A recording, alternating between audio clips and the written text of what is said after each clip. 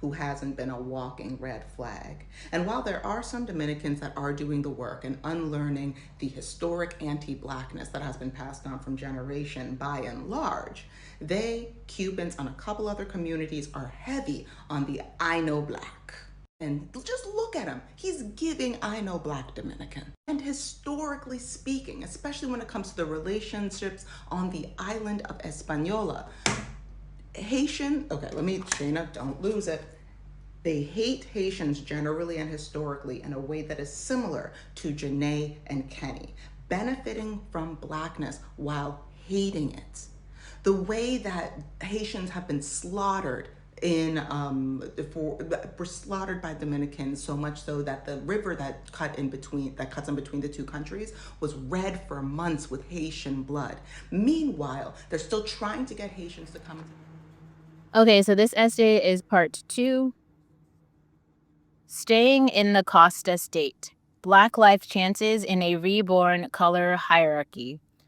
New land and old system. In California, if California were to converge with Mexico to form a new political territory, the question for Black residents becomes stark.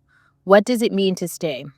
While such a union might promise multiculturalism and progressive ideals, history teaches us that Latin American societies were once organized under a casta system, a color-coded structure that determined one's access to power, land, education, and freedom.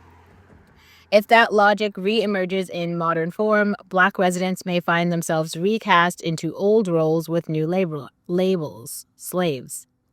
The original Casta system, color as law. Under Spanish colonial rule, the Casta system was a detailed racial taxonomy that classed people based on precise mixtures of African, indigenous, and European ancestry.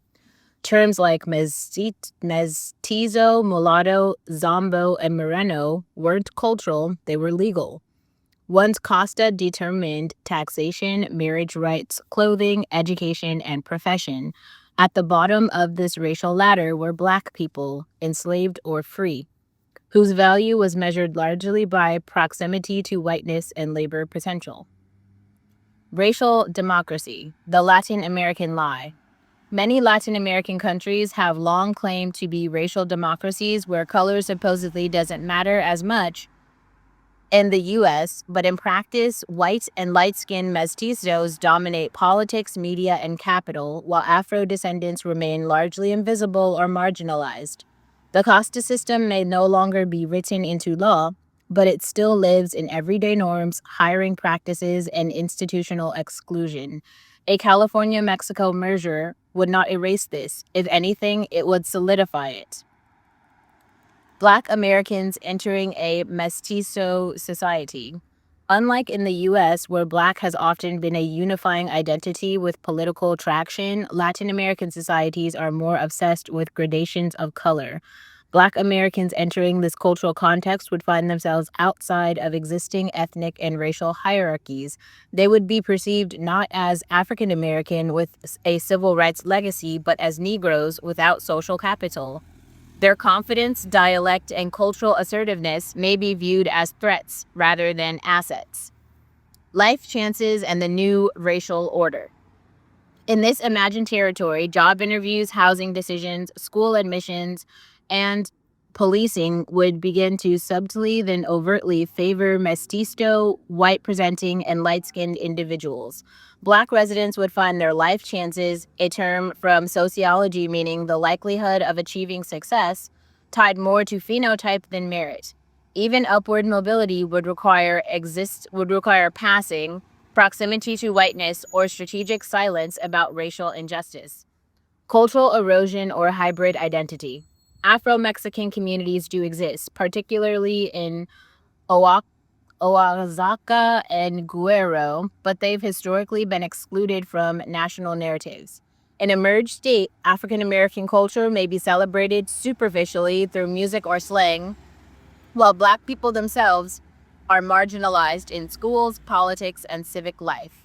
Will Black Californians be seen as equals or as cultural contributors to be mined while remaining structurally excluded? The sedation of multiculturalism. The new state may market itself as post-racial or post-American, where all colors are welcome and everyone is mestizo, but this colorblind fantasy often hides anti-blackness.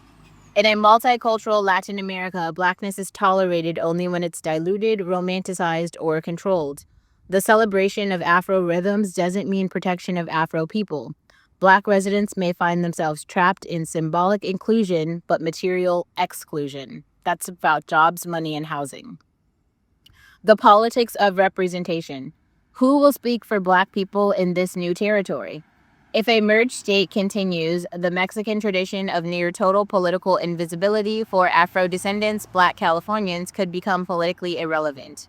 Without a strong Black voting bloc, party infrastructure, or civil rights institutions, their interests may be sidelined in favor of more representative brown mestizo figures. There may be no Black agenda, just performative diversity. The new mestizaje, erasure through blending. Mestizaje, the Latin American ideology of racial blending, has historically functioned as a tool of erasure. It pressures Afro and indigenous communities to assimilate, marry lighter, and adopt European norms. In this new state, mixed identity may be promoted as ideal. Black Californians may be told they are now simply Cali Mexicans, no longer African American. But with this erasure comes the loss of political power, historical memory, and societal protections. Colorism will replace racism, but not solve it. While the U.S. often deals in binary racism, black versus white, Latin America thrives on colorism, a gradient of privileges and punishments based on skin tone, hair texture, and facial features. Black people won't face racism by name, but they will feel it everywhere. Who gets hired, who gets married, who gets believed. The refusal to name the problem makes it harder to solve. Policing and surveillance. The merged state may adopt policing models from both nations, neither of which favors Black lives. Afro-Mexicans report abuse, neglect, and wrongful imprisonment. Meanwhile, American policing traditions criminalize Blackness in both liberal and conservative states. A new regime would fuse the worst of both systems, highly militarized, deeply colorist, and largely unaccountable. Resistance or migration. Black people who remain in this new state may organize new coalitions, drawing from both African American civil rights traditions and Afro-Latin solidarity movements. But others may simply leave, returning to other U.S. states where their political identity is more established or emigrating elsewhere. Africa.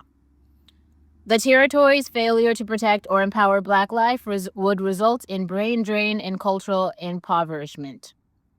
The need for racial literacy.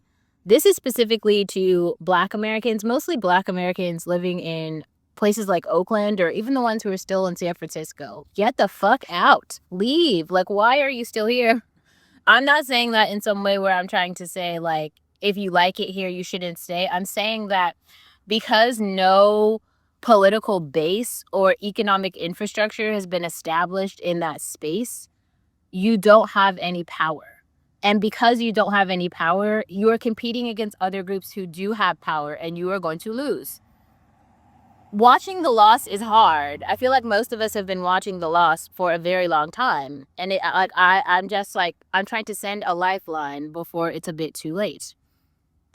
I just read that. Okay, so the conclusion is don't stay quiet, stay loud. Black residents who choose to stay in this new territory will face a dilemma: adapt or survive, or organize to reshape the nation. They must remain loud, proud, and politically active, not just cultural contributors, but architects of the new society. The Casta System may try to return, but Black people can be the ones to burn it down. That's sort of the idea.